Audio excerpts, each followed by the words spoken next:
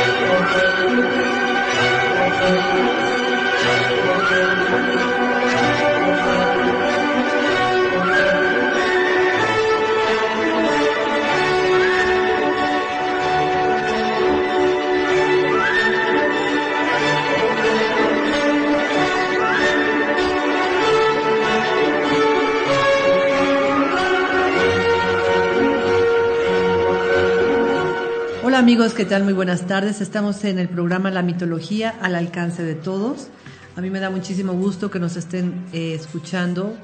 Recuerden que mi nombre es Tere Flores y normalmente estoy acompañada por Lorna, que se encuentra en los controles aquí en tu radio online, y hemos tenido la fortuna de que el día de hoy cumplimos 6 años al aire, ¿verdad, Lorna? ¡Bravo! Sí, parecería increíble. Y hoy nos acompaña Alfredo Cerón, nuestro conocido Alf, que estuvo desde el primer día de este programa acompañándonos. Luego viene, luego se va, luego regresa, porque tiene mucho trabajo, pero pues hoy está aquí con nosotros haciendo honor a nuestra alegría de que realmente 6 años no son fáciles. ¿Te acuerdas cuando pensábamos que con un año teníamos para hablar de todo? Oye, sí, hola amigos, buenas tardes, qué gusto de volver a hablar con ustedes. Y pues sí, realmente hoy estoy aquí como agregado, pero quería estar aquí para festejar los 6 años. No es fácil, bastante difícil poder mantener un programa durante 6 años. Y bueno, qué gusto, porque sí, como dices, al principio, el primer año decíamos, no, bueno, pues qué sacaremos, llegaremos al primer año, no llegaremos, qué temas sacamos, etcétera. Y de repente fue pasando el tiempo y fueron pasando programas. Y nos falta hablar de tanto todavía, sí, que sí. Pues bueno, tal vez unos 6 meses todavía tenga yo para hablar, pero luego ya de qué hablaríamos. Yo creo que más, porque simplemente ahorita fuera de micrófonos ya estábamos viendo muchos temas que todavía estaban por venir, ¿no? Sí, muchísimo. Pues yo creo que todavía Lorna va a tener aquí a Tere un buen tiempo todavía. Que la vida me dé salud y memoria, porque pues ya a mi edad ya se olvida todo.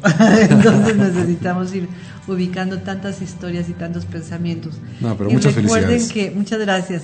Que este festejo es para todos los que nos escuchan, los que nos han escuchado hace mucho, los que nos volvieron a escuchar, los que nos escuchan ya simplemente en la repetición. Pero lo bonito es que sigamos juntos hablando de un tema tan cultural que nos lleva de la mano a tantas y tantas cosas. Lo hemos visto, la mitología, desde el aspecto psicológico, desde el aspecto de inspiración para hacer cuentitos, como los hemos visto con los cuentos de los hermanos Grimm o las 1001 noches, o hemos platicado de diferentes mitologías de diferentes lugares del mundo, y pues todos nos llevan a las mismas historias, pero con diferentes personajes, y eso pues nos enriquece muchísimo de ver que las historias son las mismas, pero en diferentes lugares, con diferentes personajes y con un mismo fin, ¿no crees? Así es, y fíjate que, por ejemplo, platicamos ahorita fuera de micrófonos que de las óperas, ¿no? Que muchas veces son sucesos, son, ¿qué te puedo decir? Puestas en escena, pero cuando te vas a la mitología, pues encuentras la relación con muchos personajes. Y ves que lo que sucedía ahí, pues sucedió antes, sucedió ahora y va a suceder, ¿no? Así es. Y bueno, estamos ahorita en la sección que empezamos hace 3 programas, si no me equivoco, respecto a el arte, la mitología en el arte. Y eso sí queríamos que quedara bien claro, no es el arte en la mitología, es la mitología en el arte. Y ya platicamos en el primer programa que hay, digamos, pintores que se inspiraron en lo que sería la mitología griega y nos dejaron unas obras fabulosas, muy interesantes, muy bonitas, muy llenas de riqueza mitológica, que seguramente, debido a que nos faltó muchísimo de qué hablar, pues vamos a tener que hacer otro programa de la pintura y la mitología.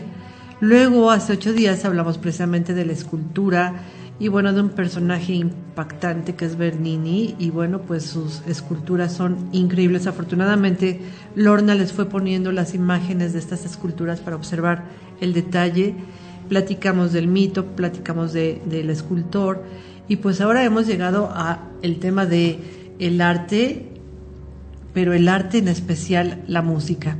Entonces, la mitología en el arte de la música también está, es decir, la mitología está implícita en todas las formas de arte y se puede expresar de tantas formas que hoy vamos a hablar de lo que sería un famoso pues músico muy admirado, muy difícil personaje en la vida real, por lo que yo estuve leyendo su biografía.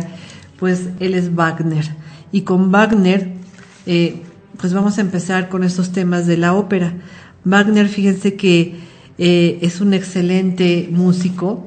Se dice que, bueno, vamos a ponernos en orden, es un gran músico alemán y dedicó 25 años de su complicada vida a hacer lo que nosotros vamos a conocer como la tetralogía de Wagner. Y esta ópera, esta música también, pues es muy interesante porque él introduce las leyendas mitológicas contenidas en las sagas nórdicas, fruto también de pues ciertas lecturas que tuvo de los cuentos de los hermanos Grimm, de la admiración que tenía por Nietzsche y bueno, también de Schopenhauer. Y de repente pues él empieza a unir todo esto y se le va ocurriendo hacer una historia para rescatar toda la mitología germánica y por supuesto ir observando a los personajes que salen en esta gran ópera. Y pues sale algo muy combinado y muy bonito, pero cuando nosotros hablamos del concepto de la música y la mitología, la ópera y la mitología, pues vamos a tener que observar que tendríamos que subirnos en varios niveles, porque una cosa es la mitología, los personajes que Wagner retoma para revivirlos y recordarle a los alemanes que tienen su propia mitología y que hay que rescatarla, así como nacionalistas que son, rescatarla. Y bueno, pues aquí tendríamos la historia de Sigfrido, de Wotan como Odín, de las valquirias, y todos estos personajes que ahorita les vamos a explicar pues van a participar en esta tetralogía, que pues una tetralogía pues son 4 obras, pero Wagner en su complicada vida pues se tardó muchísimos años en hacer esta tetralogía.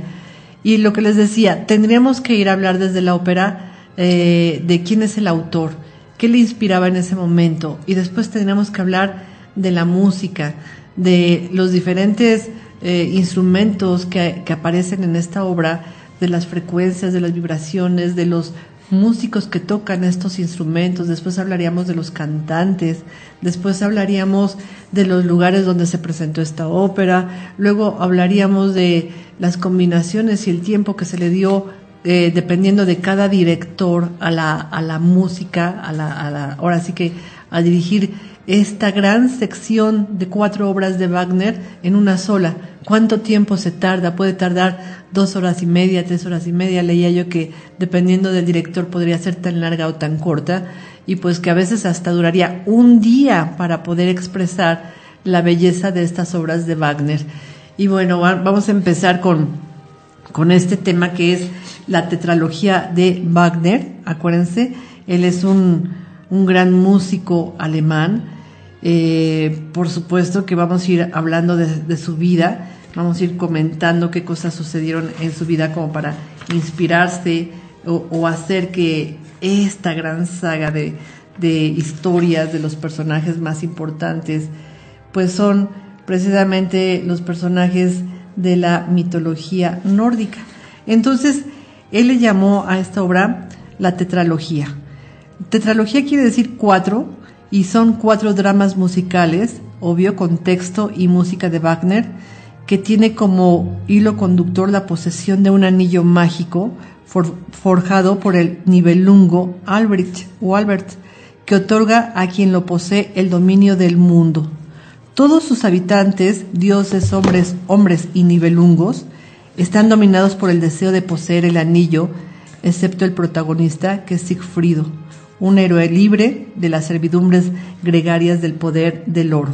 Y entonces vamos a ver que Wagner otorga su propio significado al anillo, que significa una joya de cierto poder para gobernar las mentes de los demás, para gobernar al mundo. Y pues para poder gobernar el mundo, es decir, tener este anillo, pues se tiene que renunciar al amor. Y es cuando vemos que Wagner pues tiene la capacidad de unir todas las historias de la mitología, de las leyendas, de la música, de las voces, de los músicos, de los directores, y dices, qué bárbaro, de verdad es que debió de haber sido un personajazo para poder unir todo. Y es así que vamos a ver que esta ópera pues es muy larga, muy complicada. La música la dividen de la siguiente manera. Dice que El anillo del Nibelungo, que es el título original de la obra, podríamos decir que es un ciclo de 4 óperas. En sí, El anillo del Nibelungo es un ciclo de 4 óperas épicas o dramas compuestas por Richard Wagner y libremente basadas en figuras y elementos de la mitología germana, particularmente las sagas islandesas, así como del cantar de los Nibelungos de la época medieval. Estas óperas son denominadas de la siguiente manera: El oro del Rin, La Valquiria, Sigfrido y El ocaso de los dioses. Todas ellas forman parte del canon de Braille, y la música y el libreto fueron escritos por Richard Wagner en un periodo de 26 años, que son entre 1848 y 1874. Entonces imagínense el tiempo que se pasó escribiendo esta obra para poder concentrarse en todo lo que les comento. Y bueno, es algo bellísimo. Vamos a escuchar una parte pequeñita, nada más que nos diga Lorna qué es lo que va a poner. El anillo de los Nibelungos. Ok, que es la primera parte, ¿verdad? Ok, vamos a escucharla nada más para que oigan qué belleza de música.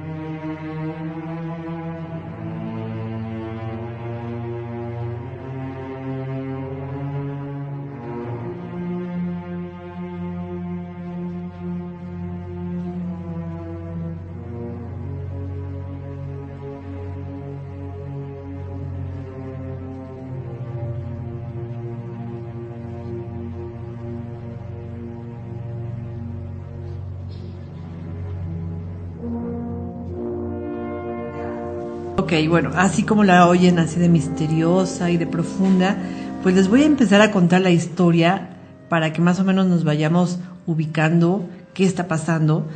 porque la trama se inicia con el oro del Rin, una masa aurífera que descansa en el fondo del río, y después de robarla se forja con ella, el personaje que la roba, un anillo mágico que concede al portador el poder de dominar el mundo siempre y cuando asuma el precio de la maldición que lo obligará a renunciar al amor. Esa es la historia. Bueno, empezamos aquí. El enano Nibelungo, Albert, será quien, al sentirse despechado por las hijas del Rin, que son unas ondinas que custodian el oro, decidirá asumir la maldición, robar el oro y forjar el anillo. Diversos seres míticos luchan después por la posesión del anillo, incluido Wotan, que para nosotros va a ser Odín, el líder de los dioses. El plan de Wotan para superar sus limitaciones, que se extienden por generaciones, es el motor de gran parte de la historia. Después aparecerá el héroe Sigfrido, quien se gana el anillo como pretendía Wotan, pero acaba siendo traicionado y asesinado. Finalmente, la valquiria Brunilda, amante de Sigfrido e hija desleal de Wotan, devuelve el anillo al Rin. Durante el proceso, los dioses son destruidos. Entonces, chécate toda la historia que conlleva la necesidad de un anillo que está hecho con un oro del Rin y que es muy poderoso. Y bueno, toda la historia y los personajes son los que nosotros vamos a retomar, porque vamos a ver que Wagner crea la historia del anillo, fusionando elementos de diversos mitos, cuentos folclóricos, germanos y escandinavos. Vamos a ver las sedas de la antigua mitología nórdica, que proveyeron gran parte de este material para lo que Wagner hace con el oro del Rin, que así se llama, y contiene además la misma tema del cuento El gato con botas, y vemos que en la sección de las valquirias, pues se dice que Wagner se basa principalmente en la saga de Volsungna, y cuando hace su parte de Sigfrido, presenta elementos de las Edas, y resulta que estos cuentos son cuentos que hicieron los hermanos Grimm, especialmente uno de ellos, creo que era Jacob. Y bueno, empezamos a ver que estos van muy relacionados con estos cuentos de los hermanos Grimm, con uno que se llama Juan sin miedo y con, por supuesto, La Bella Durmiente. Entonces vamos a ver que la ópera es una cosa bellísima, porque cuando basamos esta historia en el poema germano del siglo XII de los Nibelungos, o el Cantar de los Nibelungos, pues supone que se provoca en Wagner una inspiración especial. Pero para entender todo esto que estamos diciendo, ahora sí que vamos a empezar por el principio, porque nos hablan de los Nibelungos. ¿Qué es un Nibelungo, Alf? Cuéntanos. Pues con mucho gusto, Tere, déjame les cuento que los Nibelungos son un pueblo mitológico de las leyendas germanas y que estaban gobernados por el príncipe Nibelungo. Estos eran unos enanos, pero no eran unos enanos buenos, eran unos enanos oscuros que se dice que vivían en las profundidades de la tierra, y ellos se dedicaban a la extracción de los metales, era su principal actividad. Bueno, se dice que poseían un enorme tesoro que se encontraba en el fondo del Rin, ahí donde lo tenían guardado, ¿no? Y en especial habían robado a las ninfas estos tesoros, se los habían robado a las ninfas que los custodiaban. El rey de los Nibelungos poseía un anillo, el que tú mencionabas, que se decía que tenía poderosas propiedades mágicas y atraía, entre otras cosas, como tú habías dicho anteriormente, cosas buenas, cosas malas, pero sobre todo desgracia al que lo poseía. Esto era bien importante. Hasta que tú mencionaste un personaje muy importante que era el caballero Sigfrido. Él, posteriormente, no estando de acuerdo con todo esto, mató a los príncipes Nibelungos, que fueron a Nibelung y a Shulbung, tras discutir con ellos sobre la forma en que se iban a repartir este tesoro. Era tan grande el tesoro que tenían que, bueno, debía haber una forma de repartirlo, pero al no llegar de acuerdo, este héroe Sigfrido mata a estos príncipes Nibelungos. Y bueno, la descripción de estos seres proviene, por supuesto, del poema épico medieval del siglo XII, que se llama El Cantar de los Nibelungos.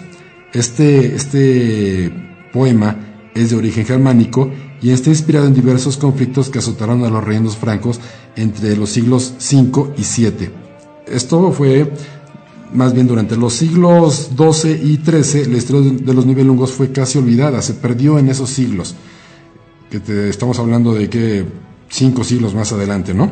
Así es. No se hablaba de ellos, no se mencionaba nada, no se escribía nada.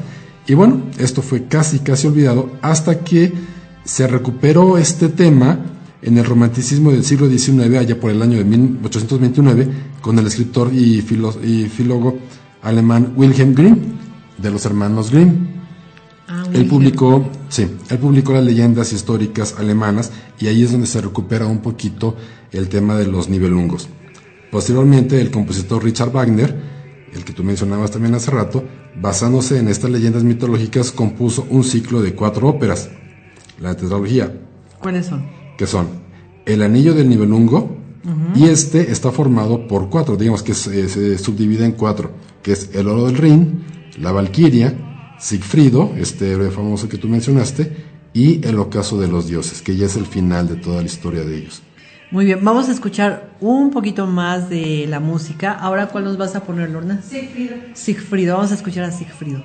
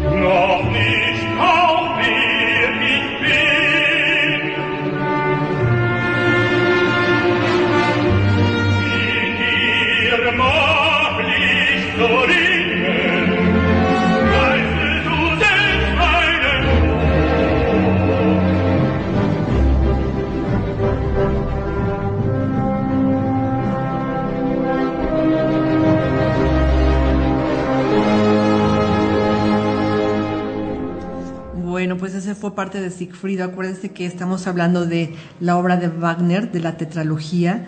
Y bueno, esto es parte de toda la locura que diríamos que es El Anillo del Nibelungo. Acuérdate que habíamos platicado que esta ópera del Anillo de los Nibelungos pues está basada en El Oro del Rin, La Valquiria, Sigfrido y El Ocaso de los Dioses. Y este Anillo de los Nibelungos pues es un trabajo de extraordinaria escala de Wagner y dicen que se tardó un cuarto de siglo en escribir. Su cualidad más obvia para alguien que le escuche por primera vez es su extensa longitud, lo que decíamos hace un momento, Lorna. No podemos poner tanto porque nos tardaríamos años. Dicen que una representación entera del ciclo se extiende durante 4 noches de ópera, imagínate, con un tiempo total de 15 horas, dependiendo de la velocidad que el director imprima a la ejecución de la partitura.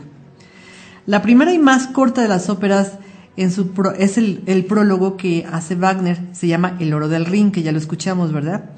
Que generalmente dura 2 horas y media, mientras que la más larga y última es El Ocaso de los Dioses, que puede llegar a durar hasta 5 horas. Imagínate qué ópera tan larga. Y bueno, como tetralogía está modelada como los antiguos dramas griegos, que eran presentados como una trilogía de 3 tragedias, digamos, 3 tragedias, y bueno, aquí abarca una sátira. Dice en los comentarios que yo encontré que El Anillo de los Nibelungos propiamente consiste en un prólogo, que es El Oro del Rin, y 3 jornadas, que sería la Valquiria, Sigfrido y el ocaso de los dioses. Así es como más se le ha interpretado. Esto es muy interesante, sumamente interesante, porque cuando nosotros vemos la escala de estas historias, pues lo que está sucediendo son luchas entre dioses, héroes y varias criaturas mitológicas acerca de el famoso anillo mágico que va a otorgar la dominación sobre el mundo entero. El drama y la intriga continúan a través de 3 generaciones de protagonistas hasta el cataclismo final en el ocaso de los dioses. La música del anillo es profunda y ricamente texturada, creciendo conforme va avanzando en complejidad y conforme se va desenvolviendo la historia. La técnica del motivo temático musical es utilizada de manera magistral por Wagner a lo largo de la tetralogía. Los motivos temáticos van sonando a medida que los principales personajes, emociones, lugares y otras circunstancias van apareciendo en la obra y reaparecen evolucionando de muy diferente manera a lo largo de esta. Entonces nosotros vamos a encontrar personajes tan importantes como Wotan, que para nosotros viene a ser Odín, pero bueno, vamos a entender quién es Odín, porque pues este programa tiene que ver con mitología, no tanto con ópera, pero acuérdense que estamos viendo la mitología en el arte, y en este caso es la mitología en la ópera. Bueno, vamos a ver, porque la historia que nos narran es porque Wotan, Sigfrido, las Valquirias van a estar interviniendo en toda esta historia. ¿Quién es Wotan? Que para nosotros es Odín, o sea, es el mismo personaje. Cuéntanos, ¿quién es Alf? Perfecto, pues fíjate, te voy a decir que Odín es el dios más antiguo de la mitología escandinava. Se dice que fue el padre de la humanidad, el hijo de Borel y de la giganta Vesla. Se dice también que con ayuda de sus hermanos Ve y Belé sacó del cuerpo del gigante Ymer el cielo y la tierra. Con la de los otros 2 hermanos, Hover y Loder, creó la primera pareja. As y su mujer, Embla, Odín, se dice que Odín tenía un sombrero del cielo y una capa que era la atmósfera. Por morada, Valaskaf, de techo de plata, y desde su trono por los nombres, pero es Hilskaf, que es donde se veía todo el universo. Se dice que va acompañado por sus 2 cuervos, Hugin, que es la reflexión, y Munin, que es la memoria, y que se cuenta que todo lo que pasa, y por los lobos, Gyr y Frigg. Ok, bueno, entonces vamos a encontrar que dentro de esta historia que expresa Wagner a través de su ópera, pues los personajes son súper importantes, porque como ya nos contó Alf, se habla de Wotan, que es precisamente Odín, y es el dios supremo, jefe del clan. Él representa el mando supremo. Él es esposo de Frigga, la diosa del matrimonio, y además es padre de Brunilda y sus hermanas las Valquirias. Y bueno, pues Wotan en todos los sentidos es el verdadero protagonista de toda esta epopeya, porque es quien con sus actos dicta lo que se debe de hacer. Y Frigga es la diosa del amor, concebido como contrato, es decir, del matrimonio. Es calculadora, conservadora, dictadora y bastante interesada, y es un verdadero símbolo de lo femenino, digamos, de lo que se comprendía como la mujer que manda por ser la más importante de las diosas. Pero cuéntanos de ella, Alf. ¿Quién es ella? ¿Cómo se le conocería en la mitología nórdica? Bueno, pues fíjate, te voy a contar de Freya. Ella se le conoce como Freya. Freya, sí. Es la diosa escandinava del amor y de la fertilidad. Es comparable un poquito con Afrodita, la diosa griega, hija de Nord y hermana de Freyr. Se dice que tiene un collar mágico que la hace irresistible, que la hace, ¿qué te puedo decir? Irresistible, deseable, etcétera, ¿no? Como el cinturón que tenía Afrodita, ¿te acuerdas? Va muy similar, va muy semejante. Se dice que es esposa de Or, y este Or le ha dado la más de las bellas de las hijas, que es Hos. Pero Or se ausenta demasiado, y entonces Freya pues llora mucho, llora lágrimas, se dice que son lágrimas de oro, hasta que se consuela con Ottar, que es hijo de un héroe, y entonces Freya es el símbolo del amor, la pasión, que te puse una pasión agitada. Es cierto, porque ella es precisamente Freya, no es la esposa de Wotan aquí como se los había mencionado, ella es la cuñada de Wotan. Y sí es cierto porque es la diosa portadora de las manzanas de la vida, que vamos a ver que es el único alimento capaz de conservar la juventud de acuerdo a la obra. Y bueno, estas manzanas son así como que deseosas o deseables por todos, y por supuesto que con esto se van a negociar muchísimas cosas. Y bueno, también va a aparecer Log, que nosotros lo vamos a relacionar con Loki, que finalmente es dicharachero y su misión es sacar lo mejor a todas las cosas que va encontrando. Y bueno, nosotros sabemos un poquito de Loki porque pues él es travieso, es interesante. En la segunda parte de la ópera, pues él es como el personaje que va a realizar muchas de las cosas importantes durante toda la obra. Pero vamos a ver que también los personajes más importantes pues van a ser las valquirias. Entonces vamos a hacer una pequeña pausa. Me gustaría que escucharan iniciando una parte de las valquirias y ya les cuento quiénes son ellas y qué están haciendo.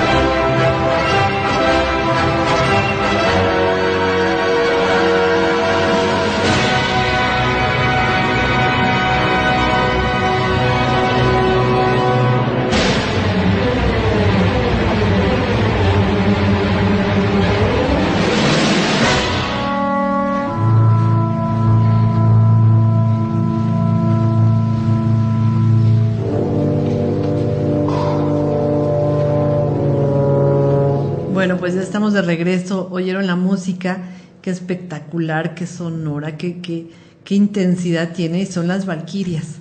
Y pues aquí seguimos platicando de la mitología y el arte. En este caso estamos viendo pues que Wagner hizo una obra maravillosa con toda una historia de leyendas muy, muy viejas de los llamados Nibelungos, ¿se acuerdan? Los Nibelungos está así como que a todo lo que da, porque podríamos hablar tanto de la historia de ellos, increíble, muy, muy interesante, porque si nosotros los ubicamos vamos a entender que es un pueblo de la tierra, que trabajaba alegre para dar joyas y adornos a sus mujeres sin cansancio ni agobio. Es dominado por el anillo de la que se van a realizar un anillo que encuentran con el oro del Rin. Debajo del Rin hay oro, lo sacan, forjan un anillo y este anillo se convierte en algo mágico. Lo malo es que este anillo empieza a provocar codicia y bueno, el que lo posee se llama Albertico o Alberico y bueno, él es el portador de este anillo y va a provocar muchas envidias y muchas persecuciones. Los Nibelungos van a sufrir porque este personaje que tiene el anillo es el que los va a dominar y por supuesto los domina tratando de que tengan más oro, que sean más ambiciosos, que los mueva la usura y entonces empieza la envidia y la codicia. Fíjense muy bien, empieza la envidia y la codicia y no se dan cuenta en un determinado momento que solamente son esclavos que quieren más y más, son esclavos del anillo, pero el anillo representaría la ambición desmedida de la gente, la usura. Y bueno, pues resulta que ahí empiezan los problemas, todos quieren este anillo, inclusive Wotan, que para nosotros va a ser Odín, que ya platicamos quién es Odín, es el líder de los dioses, y pues él necesita también ese anillo, quiere y lo ambiciona, y luego va a aparecer Sigfrido, que necesita obtener el anillo para destruir toda esta ambición y acaba siendo traicionado y asesinado y resulta que hay una valquiria que es la amante de Sigfrido y la hija desleal, así diríamos, de Wotan. Esta valquiria se llama Brunilda, pero vamos a tratar de entender qué son las valquirias dentro de lo que sería la mitología nórdica. ¿Quiénes son las valquirias, Aldo? Pues fíjate, Tere, ahorita que comentabas, te voy a ampliar un poquito este tema de las valquirias. Las valquirias son las mensajeras de Odín. Por supuesto, en la mitología, estamos hablando de la mitología escandinava. Estas mujeres son mujeres guerreras que precedían a los combatientes en las batallas. Ellas decidían la suerte de cada uno de los guerreros y si eran valientes, los transportaban al Valhalla, que supongo que era así como un lugar de donde llegaban todos los valientes, todos los buenos guerreros, ¿no? Que es como un paraíso ya en la muerte, ¿no? Un lugar de la muerte, tranquila. Exacto. Entonces, imagínate, ahorita por ejemplo con la música que nos hizo favor de poner Lorna, si se dan cuenta es una música como triunfante, ¿no? Sí.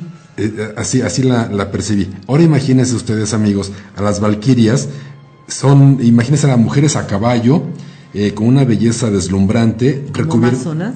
Más o menos, sí. Uh-huh. Pero con los dos, con los dos senos, no se los cortaban por cuestiones de las flechas, ¿te acuerdas? Sí. Bueno, imagínate estas mujeres muy guerreras, mujeres a caballo, mujeres de una belleza deslumbrante, mujeres rodeadas de una armadura muy vistosa, muy bonita, muy elegante. Y entonces, ¿qué pasaba con esto? Que a todos los guerreros pues les hacían que todas sus pasiones quedaran desbordadas, los hacían estar enamorados de ellas, las hacían, ¿qué te puedo decir? Como querer tenerlas, querer poseerlas, ¿no? Pero al final estos guerreros caían, sucumbían ante la belleza de estas mujeres y bueno, su final no era nada grato para los guerreros, ¿no? Que querían estar con ellas, ¿no? Y bueno, aparte, Brunilda, la que tú comentabas hace rato, que fue la mayor de las 9 valquirias, por supuesto, hija del dios Wotan, se dice en uno de los pasajes de la ópera que ella quiso salvar al héroe Sigmund en contra de la voluntad de su padre. Sigfrido es el mismo. Ajá. No, pero fíjate, entonces quiere salvar a Sigmund en contra de la voluntad de su padre, pero en castigo, Wotan hace que ella se convierta en una simple mortal, ya no tenía ese poder, la convierte en una simple mortal y hace que se convierta en, que quede más bien sobre una piedra, y esta piedra o esta roca quede envuelta o recubierta de llamas, y solamente el héroe verdadero sería capaz de atravesar estas llamas y salvarla a Brunilda, lo cual esta acción únicamente la pudo realizar Siegfried, que fue el hijo póstumo de los hermanos Sigmund y Sieglin. Claro, de ahí viene Siegfried o Sigfrido. Exactamente. O sea, Brunilda es la que le desata este amor y esta pasión. Exacto. Y de ahí toda la historia de que es la hija, ¿cómo dijimos hace rato? Deshonesta y desobediente, sí, de Wotan o de Odín. Exacto. Porque Wotan no consideraba que ningún personaje sería lo suficientemente, ¿qué te puedo decir? Héroe, o lo suficientemente, ¿cómo se puede decir esto? Valiente o atrevido, sí, o lo suficientemente caballero para poder tener a Brunilda. Entonces solamente el único que pudo atravesar esa cortina de llamas para salvar a Brunilda fue Siegfried, que la postre era hijo de Sigmund y Sieglin. Y al final Siegfried va a acabar muerto. Y de alguna manera pues Wotan está esperando que su hija Brunilda le entregue el anillo, y Brunilda no se lo va a entregar, lo va a volver a lanzar al río. Y entonces ahí se enoja muchísimo Wotan, porque la hija debió de haberle entregado el anillo. Pero fíjate, todo este asunto es por un anillo. Así es. Un anillo con poderes. Un anillo con poderes. Y bueno, esto nos recuerda que hace muy poco hubo pues una película importantísima, ¿no? El Señor de los Anillos, que también tenía que ver con este poder. Entonces, bueno, sí hay anillos mágicos. Algún día vamos a hablar de los anillos mágicos que existen y otorgan poder. Pero fíjate que esta obra de Wagner es increíble, porque va poniendo a los personajes, les va incluyendo música, le va incluyendo voces, le va incluyendo, todo lo que él sabía, y sin embargo estaba insatisfecho con la estructura de su obra, y decía que pues no era posible que tuviera que dividir toda esta tetralogía cuando debería de ser una completa. Y entonces le decían, es que no puedes presentar algo tan largo. No puede ser, porque pues ¿quién va a aguantar una obra de tantas horas? Y entonces pues él trata de pensar cómo le va a pasar, o cómo le va a hacer, o cómo dividir cada acto de la ópera, y pues decide que cada acto de la ópera se va a convertir en una sola canción sin interrupción alguna. Imagínate, o sea, es larguísima. Entonces vamos a ver cómo es un nuevo cimiento para las óperas. Pues Wagner adopta el uso de lo que se le llamó temas base, que se conocen desde entonces como motivos temáticos, o más propiamente como pues para entenderse mejor, ¿no? Entender qué es lo que está pasando. Estas son melodías o fragmentos musicales recurrentes, ligados ocasionalmente en una misma tonalidad y a menudo en una orquestación distintiva.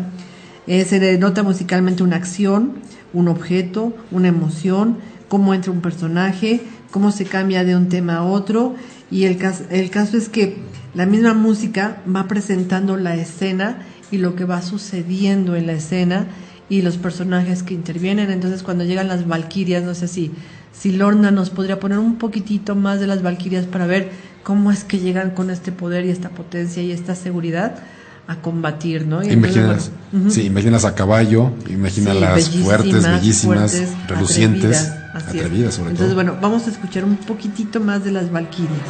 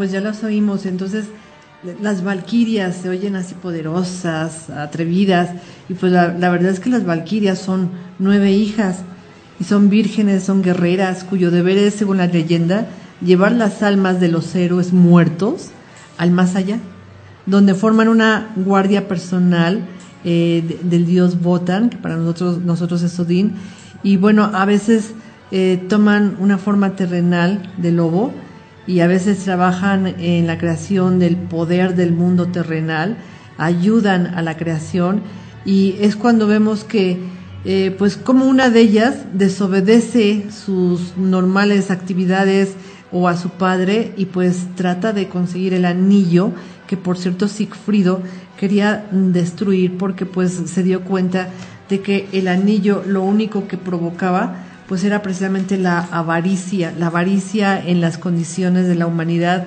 del querer poseer, del querer mandar, de querer controlar a la humanidad a través del poder.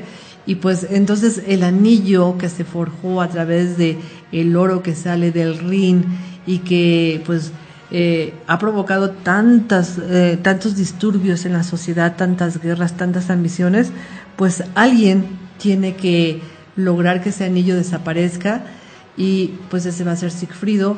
Pero si él tiene el anillo, pues ya no va a tener el amor de la valquiria del cual se ha enamorado, y pues al final, cuando se logra tener este anillo, pues Sigfrido ya no existe, y tiene el anillo la valquiria, ¿cómo se llama? Brunilda, sí, la mayor. Y en vez de entregárselo a su papá, lo echa al Rin, y entonces ahí vendría la última parte de toda esta ópera larguísima, que tiene de nombre El ocaso de los dioses. Tienes ahí una partecita del ocaso de los dioses, y ya con eso nos despedimos. Antes de despedirnos regresamos, pero escuchen esto.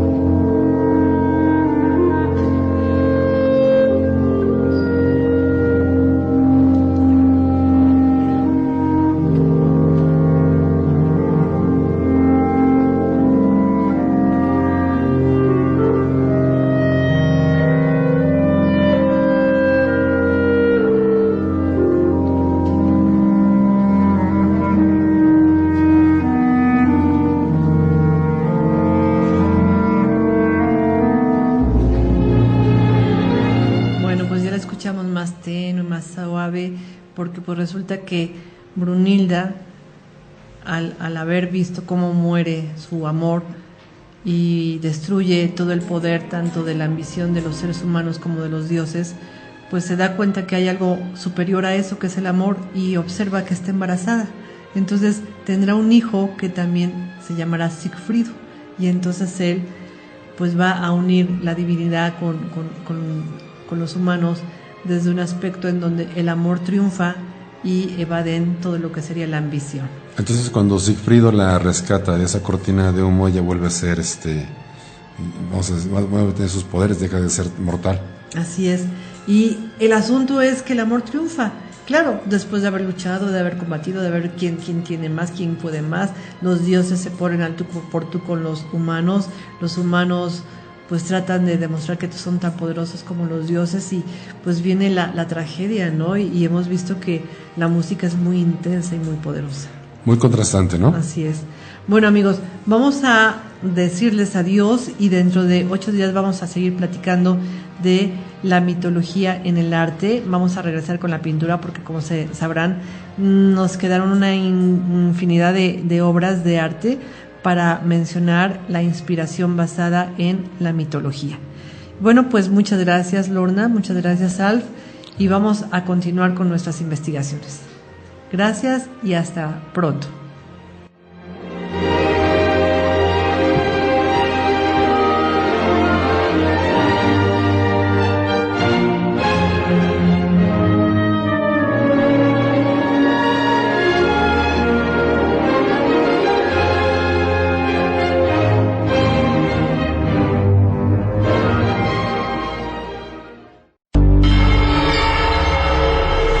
Soy Tere Flores y te espero la próxima semana para descubrir el mito que hay en ti.